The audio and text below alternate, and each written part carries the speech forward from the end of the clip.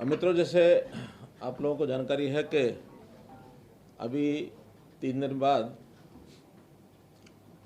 Budget सत्र इस वर्ष का जो आगामी वर्ष है उसका ये हमारा शुरू होने वाला है 5 तारीख को। 5 को राज्यपाल जी का अभिभाषण होगा, फिर उस पर जितनी चर्चा आवश्यक होगी चर्चा करके धन्यवाद ज्ञापन के बाद विधायी कार्य करते हुए और फिर बजट पेश होगा। पूरा टाइम टेबल बीएससी की कमेटी में ये तय होगा कि किस दिन बजट पेश करना और कब तक ये चलाना है।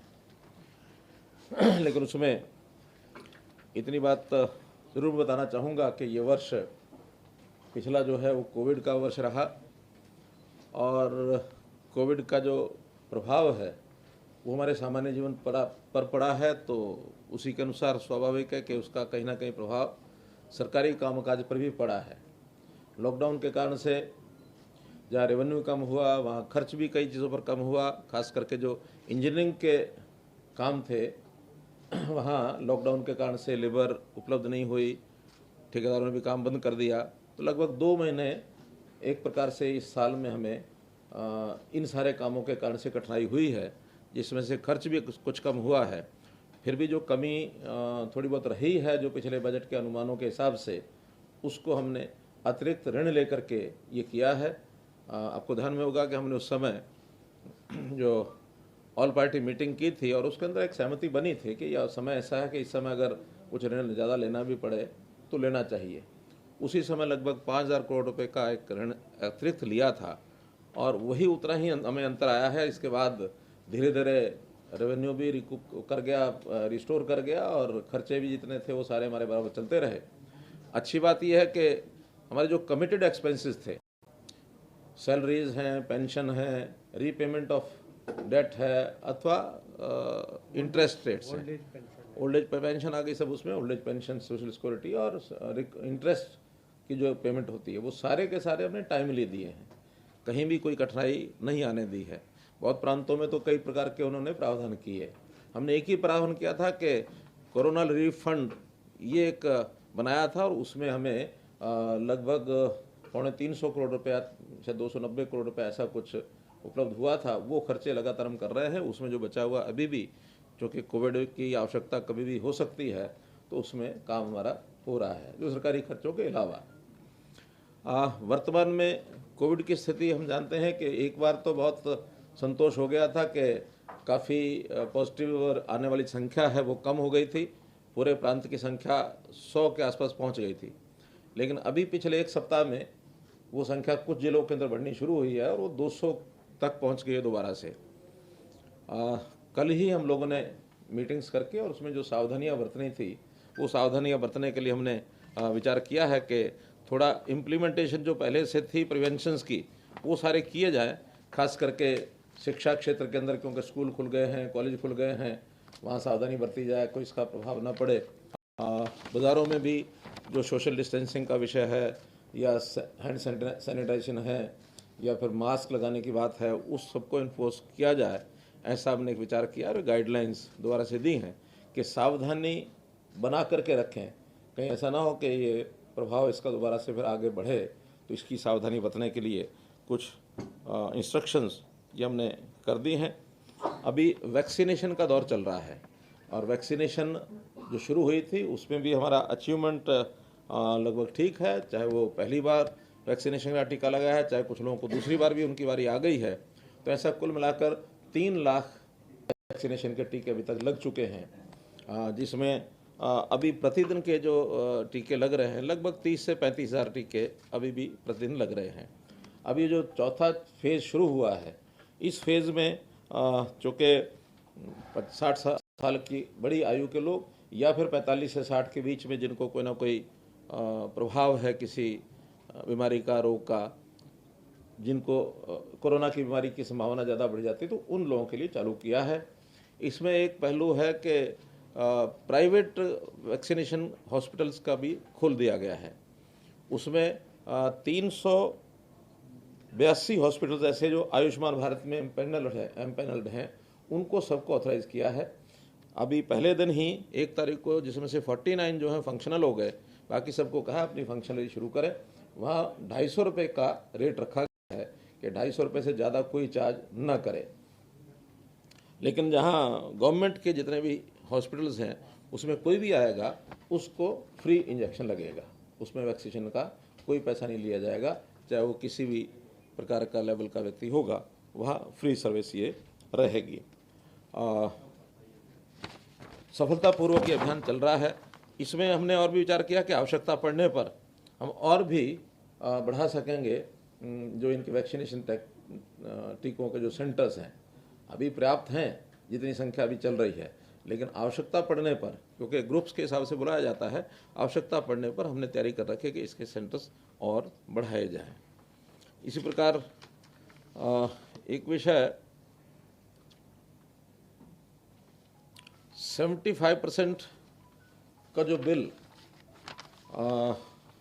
उसका गवर्नर साहब के पास भेजा हुआ था राज्यपाल के संतुति के लिए, तो राज्यपाल साहब ने आज ही संतुति करके वो दे दिया है, लौटा दिया है। उसके बाद की जो प्रक्रिया होती है नोटिफिकेशन की, बहुत जल्दी शीघ्र वो नोटिफाई हो जाएगा और वो एक बिल के रूप में वो आगे बढ़ेगा। ये भी एक जानकारी आपको देनी थी। एक विषय बार बार आता है महंगाई का। महंगाई के संबंध में मैं इतना ही कहना चाहूँगा कि जब विपक्ष के पास मुद्दे कम होते हैं तो कुछ ना कुछ वो ढूंढते हैं मुद्दों को।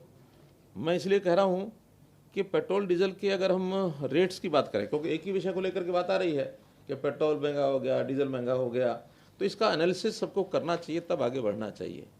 अगर मैं एनालिसिस की शीट जो आपके सामने में रखता हूँ, ठीक 2014 से मैं 6 साल का जो आंकड़ा आपके पास रख रहा हूँ, इसमें हर महीने का जो हाईएस्ट रेट है, क्योंकि हाईएस्ट और लोएस्ट में 2-4 रुपए का हर महीने में अंतर होता है, तो जो हाईएस्ट रेट्स हैं वो बता रहा हूँ कि 2014 के अगस्त में 73 रुपये पेट्रोल था, 73 रुपये 21 पैसे एवरेज। 2015 में ये 70 रुपये 95 पैसे हुआ, 2-3 रुपये कम हुआ। फिर ये 16 में 66 रुपये हुआ, 17 में 70 रुपये 79 पैसे हुआ, 18 में जून के अंदर 78 रुपये हुआ, 19 के अक्टूबर में 73 रुपये 89 पैसे हुआ, 2020 में 80 रुपये 23 पैसे हुआ, एक बार बीच में 83 रुपये 99 पैसे भी हो गया था 2018 के अक्टूबर में 83-99, और अभी फरवरी का जो रेट है एवरेज 84 का हुआ है। तो देखा जाए तो ये 73 से लेके 84 या 73 में अगर लोवेस्ट है एक बार तो 66 है, 66 से 84 के बीच में पिछले 6 साल में चल रहा है। और अगर हम इस सब चीज़ों का हिसाब लगाएंगे तो हमको ध्यान में आएगा कि इतना रेट का बढ़ना सामान्यतः सब चीज़ों में होता है। दूसरी बात, ये रेट जो होते हैं वो केवल हम अपने देश की ये प्रोडक्ट नहीं है, पेट्रोलियम पदार्थ, ये सब विदेश से आते हैं, और विदेश में लाते समय हमको जो एक्सचेंज रेट है डॉलर का, उससे भी प्रभावित होते हैं। तो जहाँ तक एक्सचेंज रेट की बात है, ये भी 2014 के अंदर ये रेट था 59 रुपये 16 पैसे जून में, 15 में ये हुआ 66 रुपये, 16 में हुआ 68 रुपये, 17 में हुआ फिर 67-47, 18 में 72 रुपये, 19 में 71 रुपये 90 पैसे, 20 में 76 रुपये 37 पैसे, और 21 में अभी मार्च में चल रहा 73 रुपये 32 पैसे। यानी अगर 76 और 59 इनका दोनों का अंतर निकालें तो ये 27 रुपये, कितना 17 रुपये होता है। तो 59 में अगर 17 रुपये बढ़ते हैं तो मुझे लगता है इट्स मोर देन 25%, क्यों, बल्कि 30% हो जाएगा, 30% हो जाएगा, 30% से भी ऊपर हो गया। तो 30% से ऊपर एक्सचेंज रेट का अंतर आ गया, और लगभग इतना ही पेट्रोलियम का रेट है, ऐसे ही लगभग डीजल का रेट है। तो ये हमारे हाथ में नहीं है, सरकार के हाथ में, एक इंटरनेशनल रेट के हिसाब से चीज़ें चलती हैं। इसलिए ये दोनों जो आंकड़े हैं इसके हिसाब से अगर मैं कहूँगा तो ये एट पार चल रहा है पिछले 6 साल से।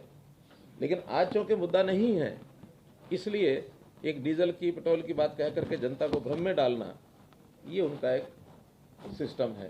तो मैंने आपके सामने इसलिए विषय रखा है। इसके साथ एक विषय बहुत महत्वपूर्ण है, वो है कि जो हमने एसआईटी गठित की थी, एसआईटी उसकी भी बहुत लोगों ने चर्चा की कि हाँ उसके बारे में चर्चा बताएं, क्या करें क्या नहीं करें, ऐसा सब लोगों का एक मत था। इसमें मेरा कहना इतना है कि ऐसा नहीं कि बहुत स्मूथ विषय था ये सारा सिस्टम ऐसा है जो कई वर्षों से इसके ऊपर सब सरकारें काम कर रही हैं। कोई हमने ही किया ऐसा नहीं, पहले भी लोगों ने किया ही होगा। और काम करते समय ध्यान में ये आता कि ये जो सारा काम है मल्टी स्टेट, इंटर स्टेट जो डीलिंग है, जो चीज़ों की सप्लाई है, स्मगलिंग है, एक नशीली वस्तु होने के कारण से इसमें बहुत से ऐसे दौर भी पहले भी आए हैं जब कठिनाइयों का हमने सामना करना पड़ा है। विषय तब ये गंभीर हुआ जब 47 लोगों की डेथ हुई हरियाणा के अंदर। हालांकि पहली बार हुआ ऐसा नहीं है, देश में बहुत प्रांतों में हुआ है, हमारे यहाँ भी हुआ है, लेकिन एक चिंता का विषय है। ठीक है, इसको हम बंद भी नहीं कर सकते। अल्कोहलिक ड्रिंक्स को बंद करके हमने 1996-98 में देख लिया। उस समय भी ये सारी समस्याएं आई थी। मैं तो स्वयं उस सारी चीज़ का जानकार हूँ, क्योंकि उस समय भी हमारे अलायंस की सरकार थी, हमने बंद भी किया और बाद में जब समस्याएं बहुत खड़ी हो गई तो फिर वो खोलना भी पड़ा। तो वो सारी चीज़ें उस समय से चल रही हैं। अभी भी ये सारी चीज़ें कोई सुधर गई हैं ऐसा भी नहीं है, लेकिन लगातार सुधारने का हमारा क्रम ये चालू है। और उसके अंदर जो जो चीज़ें ध्यान में आती हैं उसके लिए हम इंक्वायरी भी कराते हैं, जो विषय उसमें ठीक करने की भी कोशिश होती है। अब ये सारा जो एपिसोड इतना हो गया है, लगभग कोविड के दिनों से ये शुरू हुआ। मार्च के अंदर एक प्रकार से लॉकडाउन के समय सारी बिक्री बंद कर दी गई थी, लेकिन फिर भी बिक्री चलती रही। और उस चलने में एक सीमा यहाँ तक आ गई कि जहरीली शराब भी बनाने लग गए लोग, उसमें 47 लोगों की जो जाने गई। तो उस साल के ऊपर 2-3 इंक्वायरियाँ हुई हैं। एक एसआईटी बनी टीसी गुप्ता जी के देखरेख में। एक बाद में फिर उसी फाइंडिंग में ध्यान में आया कि जो एफआईआर्स हुई हैं उन एफआईआर्स के ऊपर इन्वेस्टिगेशन ठीक से नहीं हो रही, तो एक पुलिस विभाग ने किनकी कला रामचंद्रन जी के देखरेख में कमेटी बनाई है। उन्होंने अपनी रिकमेंडेशंस दी हैं, वो डीजीपी साहब ने बनाई थी, डीजी साहब को बस वो पहुंची हैं।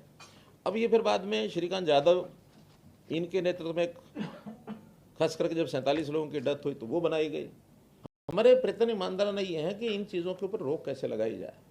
तो इन सब कमेटियों की अपनी अपनी रिकमेंडेशंस हैं, और वो रिकमेंडेशंस कोई एक दूसरे को देख के नहीं बनाई गई हैं, वो इंडिपेंडेंट है सब। और इंडिपेंडेंट रिकमेंडेशन ऐसे हैं कि मल्टी डिपार्टमेंट्स एक इशू ये बना है। इसमें होम डिपार्टमेंट भी है, इसमें एक्साइज टैक्सेशन के लोग भी हैं, इसमें लोकल डिस्ट्रिक्ट एडमिनिस्ट्रेशन भी है। तो ये सारी चीज़ों को ध्यान में रखते हुए उन सब के ऊपर अध्ययन करने के लिए अलग अलग टीमों ने उसका अध्ययन किया है। लेकिन अब हमने आज ये निर्णय किया है कि ये सारी कमेटीज़ के ऊपर जो रिकमेंडेशंस हैं उनको लागू करने के लिए, या जो दोषी लोग हैं उनको उचित दंड मिले, इसके लिए अब सब रिपोर्ट्स को एक साथ अध्ययन करने के लिए और उसमें रिकमेंडेशन करके उसको इम्प्लीमेंट करने के लिए हमारे हाईएस्ट ब्यूरोक्रेसी में जो व्यक्ति होते हैं, हमारे चीफ सेक्रेटरी श्री विजयवर्धन जी की एक सदस्यीय कमेटी ये हम बना रहे हैं, ताकि उन सबको वो अध्ययन कर लें और जो दोषी है उसको छोड़े नहीं। और इस प्रकार से उसमें बहुत सी रिकमेंडेशन भी दी गई हैं कि आगे ये चीज़ें दोहराई ना जाएं। आखिर तो हमारी सरकार का मैंडेट ये है कि जो भी कमी हमको ध्यान में आती है उस कमी को ठीक कैसे करना है, ये हमारा टारगेट होता है। खाली कोई इस विषय में नहीं, हमने इससे पहले भी कई चीज़ें की हैं, जैसे ज़मीनों की रजिस्ट्रियाँ, इसके अंदर भी एक ऑटोमेटिक सिस्टम लेकर के हम आए हैं कि इसके अंदर चोरी ना हो। चोरी पहले भी हो रही थी, चोरी रोकने के लिए हर प्रकार के प्रावधान जो टेक्नोलॉजी के सिस्टम से करना है वो भी हम कर रहे हैं। आज युग टेक्नोलॉजी का है तो उसके अंदर हम सारी चीज़ें ठीक करने में लगे हैं। इसके बाद एक आपको और ध्यान में आया होगा अभी मोटर व्हीकल रजिस्ट्रेशन, उसके अंदर भी ऑफिसेज में गड़बड़ें हुई हैं। जहां टेक्नोलॉजी का लाभ है वहां टेक्नोलॉजी में गड़बड़ें जो हो रही हैं, साइबर क्राइम जिसको कहते हैं, वो भी हो रहे हैं। अब चूँकि नई विधा है, नई चीज़ें हैं, कहीं लोग जानबूझ के करते हैं और कहीं मेलाफाइड इंटेंशन के साथ करते हैं, तो कहीं बोनाफाइड भी हो जाता है। तो बोनाफाइड गलतियां जो होती हैं उसकी सज़ा उतनी नहीं होती जितनी मेलाफाइड की होती है। तो ऐसी सारी चीज़ों को हम ठीक कर रहे हैं और ठीक करने के बाद जहाँ कहीं कोई कमी है उसको ठीक करने के लिए आगे बढ़ रहे हैं। और इन चीज़ों के ठीक करने से और सुधार होंगे तो उसका लाभ जनता को भी होगा, सरकार को भी होगा। एक विषय रिपोर्ट्स में कभी कभी आता है कि रेवेन्यू का बड़ा नुकसान हुआ है। मैं आपको बताना चाहूँगा कि पिछले 5 वर्ष में कोविड के थोड़े से समय को छोड़कर बाकी हमारी किसी भी समस्या के कारण से, किसी भी गड़बड़ के कारण से रेवेन्यू कम नहीं हुआ है। इसका मतलब ये है कि गड़बड़ें तो पहले से ही चल रही हैं, कोई गड़बड़ बीच में हुई ऐसा नहीं है। रेवेन्यू के अगर मैं आपको आंकड़े बताता हूँ तो इसके अंदर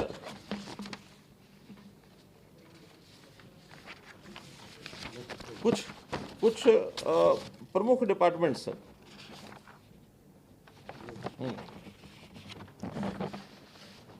जैसे एक्साइज ड्यूटी है, 2014 में ये 3,697 करोड़ थी। उसके बाद बढ़ते हुए 3,470, ये 14-15 में हुई, एक साल में ये 200 करोड़ कम हुई है। फिर 4,300 करोड़, 4,600 करोड़, 4,900, 6,042, फिर 6,343 2019-20 की है। और अब 20-21 की ये 7,000 करोड़ रुपया ये अनुमान है। तो कुल मिलाकर के जहाँ 3,500 करोड़ रुपया थी 13-14 में, वो अब 20-21 में 7,000 करोड़ रुपया एक्साइज में आ रहा है। इसका अर्थ लगातार बढ़ रहा है, कमी कहीं नहीं आई है। हाँ, ये व्यवस्थाएं जो कमियां पाई गई हैं, ये अगर ठीक होती हैं तो ये और बढ़ सकता है, इसमें कमी नहीं आएगी, कोई ज़्यादा बढ़ेगा ऐसा हमको लगता है। इसी प्रकार अगर हम जीएसटी और सेल टैक्स को बात करें तो ये 13-14 से शुरू करके और 20-21 तक 16,700 करोड़, 18,900 करोड़, 21,000 करोड़, 23,400, 26,400, 27,500, 32,600 और इस बार 36,000 करोड़ का ये अनुमान है हमारा। यानी ग्रेजुअल 6 साल में इंक्रीज है।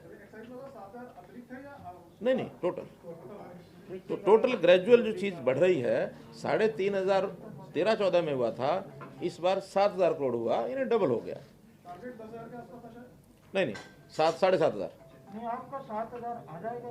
आ जाएगा। देखिए, इस समय तक 6,200 करोड़ रुपए आ चुका है। अभी ये महीना, ये फरवरी एंड, और कुछ ऐसा भी होता है कि एक्साइज कुछ ऐसे पोर्शन है जो लास्ट महीने में आते हैं। तो आबकारी का जो साल है वो बढ़ा है ना, इस दफे तो मई तक है या 31 मार्च? नहीं, ये तो 7 रहेगा। साल हमने उसको बढ़ाया 19 मई तक। वो 19 मई, वो तो क्योंकि बीच में जीरो पीरियड चला गया 49 दिन का, जब लॉकडाउन था उस समय बंद किया था 49 दिन। अब वो 49 दिन कंपनसेट करने के 2 ही तरीके थे, या तो हम इतने प्रतिशत उनका कम कर दें ऑक्शन मनी, या फिर 49 दिन बढ़ा दें। तो सबने, उनके साथ भी परामर्श हुआ, सबने कहा कि नहीं, आप 49 दिन बढ़ा दो। अगला साल हम 20 मई से शुरू करेंगे। अब 20 मई के बाद ख़त्म 31 मार्च को भी कर सकते हैं, क्योंकि तो पहले से पता होगा कितना करना। और ये भी कर सकते हैं कि अगले फिर 19 मई के चक्र को 19 मई तक ही रखें, ये भी संभव है। क्योंकि पंजाब का शायद शुरू होता है वो अक्टूबर में उनका साल। ये अलग अलग प्रदेशों में अलग अलग डेट है एक्साइज की, वो तो एक निश्चित दिन शुरू करना और उसी निश्चित दिन ख़त्म करना, ये उसका तरीका रहता है। कोविड के कारण से 49 दिन ही जीरो पीरियड चला गया।